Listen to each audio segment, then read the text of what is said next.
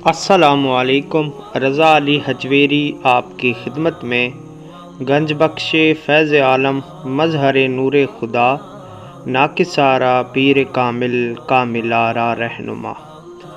ہمارا مقصد حضرت داتا گنج بخش علی حجویری رحمۃ اللہ علیہ کی مایہ ناز تصنیف کشف المحجوب کی روشنی میں تصوف اور معرفت آپ کے سامنے بیان کرنا ہے، جس کتاب کے متعلق حضرت خواجہ نظام الدین اولیاء رحمۃ اللہ علیہ فرماتے ہیں کہ جس شخص کو مرشد کامل کی تلاش ہو وہ حضرت داتا گنج بخش علی حجویری رحمۃ اللہ علیہ کی مایہ ناز تصنیف کتاب کشف المحجوب کو پڑھے، اسے مرشد کامل کی رہنمائی ملے گی۔ اس سے پہلے بھی ہم نے روحانیت اور روحانیت کی تلاش میں رہنے والوں کے لیے روحانیت کے مختلف پردوں کا ذکر کیا ہے کہ یہ پردے کیا ہیں اور یہ پردے کیسے کھلتے ہیں، جن کی ویڈیوز آپ ہمارے یوٹیوب چینل پر دیکھ سکتے ہیں۔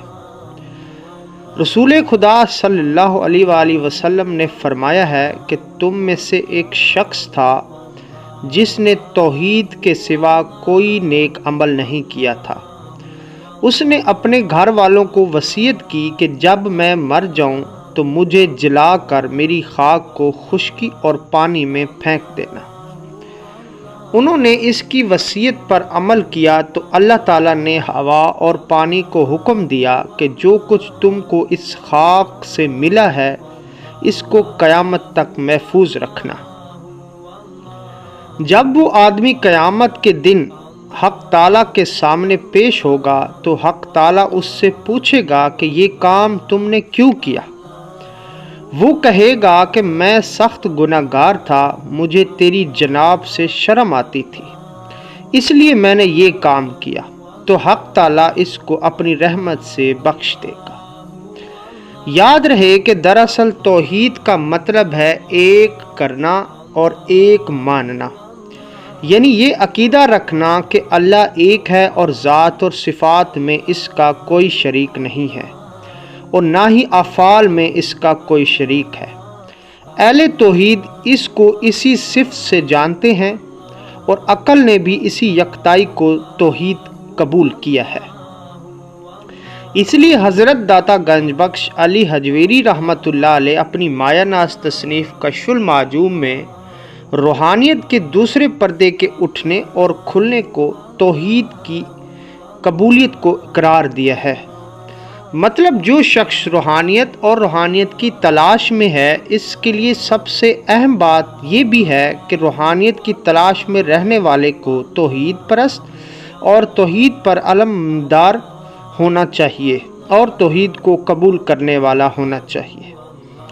آج کل روحانیت کے بہت سے دعوے دار لوگ مارکیٹوں میں موجود ہیں جو لوگوں کو راتوں رات کام کرنے اور ان کے مسائل کے حل کرنے کا دعویٰ کرتے ہیں، اور لوگ اپنی دنیاوی اور روزمرہ کی پریشانیوں سے تنگ آ کر ان لوگوں کے پاس چلے جاتے ہیں جن لوگوں کو ایمان کی لذت کی اشنائی تک نصیب نہیں ہوتی، جو کہ مختلف کاموں سے مشہور ہے۔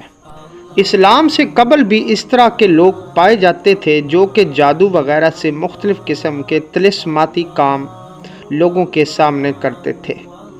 جیسا کہ حضرت داتا گنج بخش علی حجویری رحمۃ اللہ علیہ کے زمانے کا ایک مشہور واقعہ ہے کہ جب آپ لاہور تشریف لائے تو آپ کے خلیفہ حضرت شیخ ہندی رحمۃ اللہ علیہ، جو کہ قبل الاسلام ایک ہندو جوگی تھے جن کا نام رائے راجو تھا، حضرت داتا گنج بخش علی حجویری رحمۃ اللہ علیہ لاہور میں اسلام کی اشاعت کا کام کر رہے تھے تو یہ جوگی رائے راجو حضرت داتا گنج بخش علی حجویری رحمۃ اللہ علیہ سے مقابلہ کرنے اور اپنی استدراجی قوت کا استعمال کرنے کے لیے مقابلے میں آ گیا۔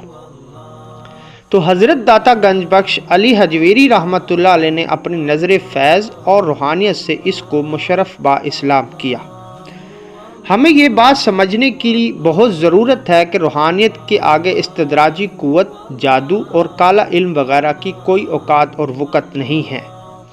اس لیے آپ لوگ اگر روحانیت کی تلاش میں ہیں تو اپنا ان لوگوں کے پاس وقت ضائع کرنے کی بجائے اور اپنا ایمان ضائع ہونے سے بچائیں वक़्त और हालात के आर्जी परेशानियों से परेशान होकर ईमान का सौदा ना करें।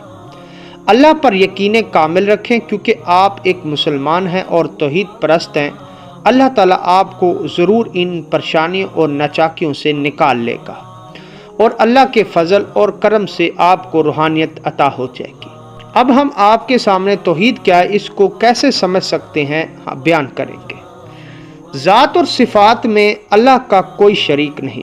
अब चूँकि वजूद में अल्लाह ताला की एक सिफ़त है, लिहाजा सिफ़त वजूद में भी इसका कोई शरीक नहीं। जिस तरह अल्लाह ताला का ज़ात में कोई शरीक नहीं हो सकता, इसी तरह अल्लाह ताला की सिफ़ात में भी उसका कोई शरीक नहीं है, वरना वो वाहिद ला शरीक फ़ील सिफ़त मौजूद नहीं रहेगा। यानी अगर अल्लाह ताला की सिफ़ात अगर किसी में पाई जाएंगी तो अल्लाह ताला वाहिद ला शरीक फ़ी सिफ़ात भी नहीं रहेगा। इसलिए जुमला मशाइख़ वहदतुल वजूद को समझते हैं और कुरान हदीस में इसके शवाहिद कसरत से मौजूद हैं।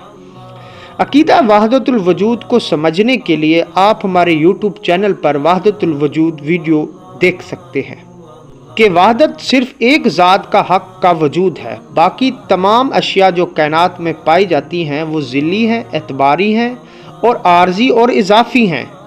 अगर कायनात के वजूद को हक़ ताला के वजूद से अलग तसव्वुर किया जाए तो इससे ज़ात हक़ की सिफ़ात लामहदूद साबित होती हैं।